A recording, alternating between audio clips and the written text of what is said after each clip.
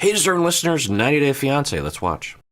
I didn't mean anything bad about what I did last night. I get it. Okay. I just wanted to have fun with the guys, Okay. and that's it. It's fine. You said that, but that's not true. This is hard for you to carry. I see all of the emotion on your face and how deeply you feel about that. How do we get past that? Is this where forgiveness comes in? How do you feel about? Oh my God. Jesus. So, great question. He asks, how do we get past that? Now, it's not a great question, but it's a good starting point. The question is kind of implying, how do you get her to shut up about this? Or how do you get her to, it's like, but it's an open door. It's a question. It's a great invitation to a therapist. We love that sort of thing, particularly in the beginning of therapy, because then we are taking actions that the client is asking us to do. You know, they are, and that's usually the best scenario, right? And so for a client to ask that, it's like, okay, well, here are some, let's explore it, you know, and it might take it might take a number of sessions, but, you know, there's a process that you, as therapists, hopefully you have. And for me, if he asked me that question, I would say, okay, well, the issue here is that she is hurt, one. Two, you did something that you knew or predicted would hurt her. So we have to figure out why you would do that, because I know that you love her, or I suspect that you do. So what happened there that would cause you to do something that you suspected would hurt her? On the surface, it might just look like you were, as you said, you're just going to have some fun with your friends. But there's a way that you could have had fun with your friends that didn't involve hurting her. Now, maybe it's I'm sure it's complicated, but that's something we're going to have to investigate.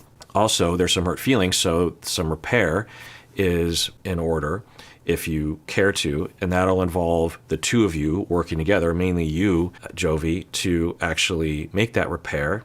And then there's the whole apology system that I have. And that's just this event here. You know, there's other things that we could work on, but that's what comes to mind. So where do you want to start with that, Jovi? Again, he's the one who asked, so I would lay it out and I would say, what do you want? Because, you know, he's not super enthusiastic about therapy, right? So I would be throwing it out there as a voluntary thing for him, and then he gets to choose. And if he hems and haws, then I kind of know that he's not really ready or something, or I'm not throwing out enough good things, or I don't know. But if he said, well, I guess I would like her not to be hurt anymore. Okay, well, then you have to apologize effectively, which means you have to dig down deep. So the first step of an apology doesn't involve her at all. So let me ask you some questions, Jovi. Why is she hurt? And that could take the rest of the session, just getting a client like Jovi to answer that question. Because particularly when people are in conflict, you know, he might say something like if I were to ask him, why is your wife hurt right now? He might say, well, I don't even understand why she's hurt. I mean, you know, it's just a strip club. I didn't even touch anyone. Okay, but why do you think she's hurt? She's said a lot of things, and you know your wife well. So what exactly do you think she's hurt by? Now, it's possible that they've never even contemplated this, and that Yara hasn't even really articulated why she's hurt. You know, if I was to take a guess as to why Yara's really hurt, and she hasn't said it explicitly in the edit anyway, is that she feels dismissed. She feels rejected. She feels lesser. She feels inadequate or not good enough, not attractive enough, or something along those lines. She said that as well, but so, you know, I should give her credit that she's said those things. But I would imagine, in at least my words, that she feels like nothing, like she's scum of the earth or something, by the way he treats her, not only by the fact that he desperately wants to go to strip clubs and look at other women, and he texts other women and that kind of thing, but that when she is mildly upset about those things, he is very discounting of that and says that she's ridiculous and she's hysterical or whatever. So she's hurt, which is normal, and then when she's like, hey, that hurt, it's like, get away from me, you're nothing to me. I don't care. You're ridiculous. Okay. So that's what I imagine that she'd be hurt by. So for him to be able to identify that, it might take a while. Now, the question, he might say, well, I actually don't even know why she's hurt. Because I might corner him in a certain way that he's like, well, I guess I don't know. Okay, well, how can you find out? Because I'm trying to engender patterns and mechanisms, because the question of how can you find out what she's hurt about, of course, the answer is, well, I guess I need to ask her. That can be a novel concept for people. I would say a majority of people, that's a novel concept.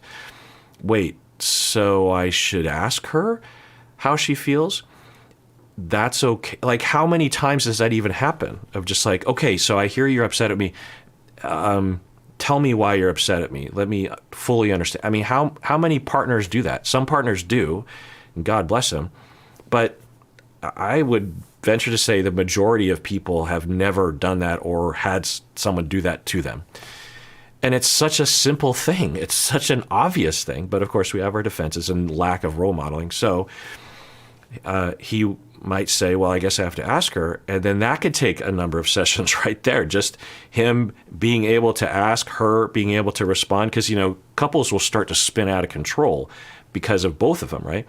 Where she might lose differentiation. She might not know how to answer the question. She might not even know herself. She might start feeling bad. It can get real weird. So it's hard, and you got to start combing through those things. And so I would say, oh, well, why don't you ask, or what do you think? How do you find out? She's like, well, I can ask her. Okay, ask her. Let's say she answers the question.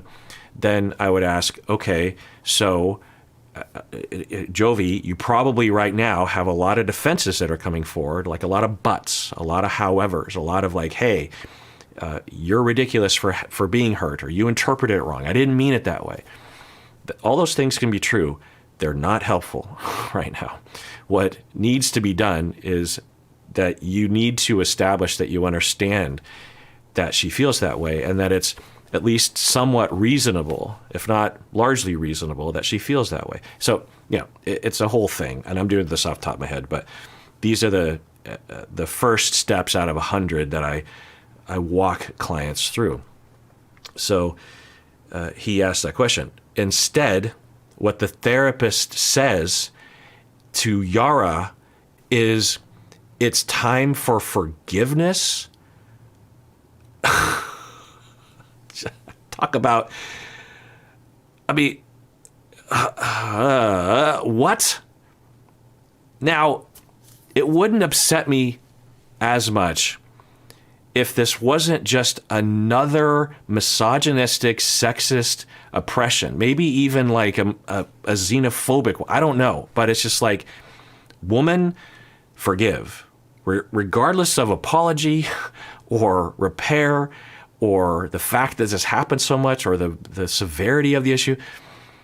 Just forgive. And then, now, sometimes I pause too early, and the therapist will say, oh, I don't mean forgive. Maybe, who knows? But I've never said that in my life to anyone, let alone a client. It's time to forgive. I've talked about forgiveness, but it's a process. It takes a lot of time, and everyone has the right to choose if they want to go down that road of forgiveness, if they want to seek forgiveness within themselves. Forgiveness, as I've defined it in my deep dive, and as a lot of scholars will define it, it's something along the lines of that you no longer have negative feelings toward that individual regarding what happened. You're not excited about what happened. It was a bad thing. It was a transgression, but you're not holding on to it anymore. You're not forgetting it. You know it happened, and you're not just letting it go, but it's not plaguing you anymore. It's not going to stand in the way of your relationship with the person, and you are moving forward in the relationship. Or, because sometimes you can forgive people that you don't even interact with. Like, someone breaks up with you poorly, you go through therapy independent of that person that broke up with you, and then you learn to kind of forgive them even though they didn't even apologize, and you don't interact with them at all. But at least your internal relationship with the person is moving forward. You know what I mean? This sort of the object relationship. Anyway, so what it would mean for her is that she would be able to look at him and say, okay, you know, I would imagine what would lead to honest forgiveness would be if he were to apologize at least somewhat sufficiently. I think she would be happy with even a mild apology and acknowledgement. And I think she actually could go towards forgiveness. It might not be tonight. It might be down the road after he demonstrates that he loves her and cares about her for a bit more time. But I think that's what would lead her to want to forgive, because, you know, people, especially in marriage, you don't want to hold on to it. But to just ham-fistedly tell someone to forgive. This episode is sponsored by BetterHelp. If you're anything like me, your relationships are very important to you. And really, most of the reason why I make content, and perhaps a lot of the reason why you're here with me today, is to think about your relationships. And, you know, evidence shows that strong attachments contribute to all sorts of positive outcomes, like improved well-being or happiness, lowered anxiety, lowered depression, better relationships with your kids. Now, one type of relationship that we're often talking about here is romantic relationships or soulmates. I would say that a huge factor in the success of my relationship with my wife has to do with all the therapy that I've been through. Well, one place you can find a therapist to help with that is at BetterHelp. If you're thinking of starting therapy, it's definitely worth giving a try. So become your own soulmate, whether you're looking for one or not. Visit betterhelp.com/Kirk today to get 10% off your first month. That's BetterHelp, HELP.com/Kirk. Face and how deeply you feel about that. How do we get past that? Is this where forgiveness comes in? How do you feel about forgiveness here? I don't know. I didn't think about that. So the whole process of forgiveness, right? It's not for him. It's really for you. This is a Christian thing, I think, and it bugs the fuck out of me. This Christian ideal that I don't even necessarily know if it's like fundamental to Christianity, but it is, at least in a lot of American Christians, that somehow because Jesus died on the cross to get God to forgive the sins of man, of humans, it's this godly act to forgive and let go. And somehow that translates into, if you are upset about someone having committed a transgression and you let that upsettedness or that anger go on for a while, you're sinning or something. I don't know if that's specifically in the Bible, but it's a prevalent idea that doesn't make any sense, and it absolutely upholds the patriarchy, because so often what is being asked of people, particularly women, is you're holding on to it. Let it go. Why are you so angry? Whereas men are allowed to hold on to things. I mean, not all the time, but it's happening right now that a woman, having been transgressed upon multiple times in multiple ways, probably, is just being said, brainwashed, that, look, forgiveness isn't for him, it's for you. What does that even mean? Of course it's for him. It's also for her, but this idea that anger corrodes, anger doesn't corrode. Anger is a result of injustice. If you're angry, then address the injustice. If you're hurt, then address what is causing you pain. You don't say to someone, your feelings need to just go away and they're bad. A therapist saying that's what the message is. You're holding on to it. You're dwelling on the past. Your feelings are wrong and your anger is bad. And you need to be a good little woman and forgive. And the line of, well, not for him, for yourself, is just a way of trying to screw with someone's head. Yeah, I suppose. Now, in certain circumstances, might one forgive in an effort, in a selfish effort, like in the example I gave earlier, where your former partner broke up with you over text and never talked to you again, and you're upset and hurt and angry, and it's plaguing you and maybe interfering with your life, dating again or whatever. And you determine at some point, it's like, I need to figure this out. I need to let go of the anger or forgive or something because this is ruining my life. Okay, there's a pathway there, of course. It's not just a matter of shaming yourself into not having feelings. It's probably a grief process, honestly. But sure, in those situations, you could word it that way, maybe.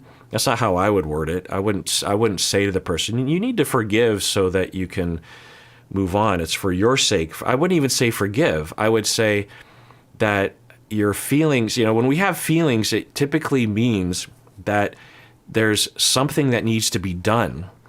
Now, sometimes there's nothing that can be done, right? But what I'll say is there's nothing that can be done that's concrete, that is obvious, but there's usually something that can be done. Like with someone that, the example of having a former partner, and say the former partner like disappeared, you can't even contact them. Well, for that individual, they can't go to that person and say, "Hey, you broke up with me over text, and you need to you need to ask for forgiveness. You need to apologize, or I need to give you a piece of my mind, or whatever."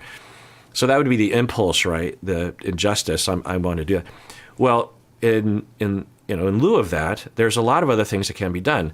Maybe it's grieving the relationship. Maybe it's getting a lot of support. Maybe it's doing a creative project, writing a song about how the breakup texter is a dick, and you just express yourself, or you process your feelings, or you go to therapy, or you talk with people, or you go to your former partner's friends and say, like, is this something that they do frequently? And you get some validation, like, yeah, they do that sometimes. And over time, then you start to feel a little bit more in balance. Typically, if someone has a lot of feelings, like 6 months later after an event like that, then there hasn't been an opportunity for that, usually because people are telling them to forgive. So you don't have to carry the burden around of feeling angry with him and feeling shame. So that would be why forgiveness would come into play. Has he apologized? Do you not understand that forgiveness is granted after he's sitting right there?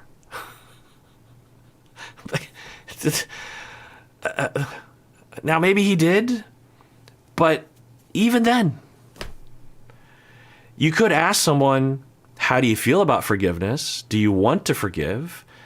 Where are you with forgiveness? Would you like forgiveness, Jovi? Is that what you're looking for?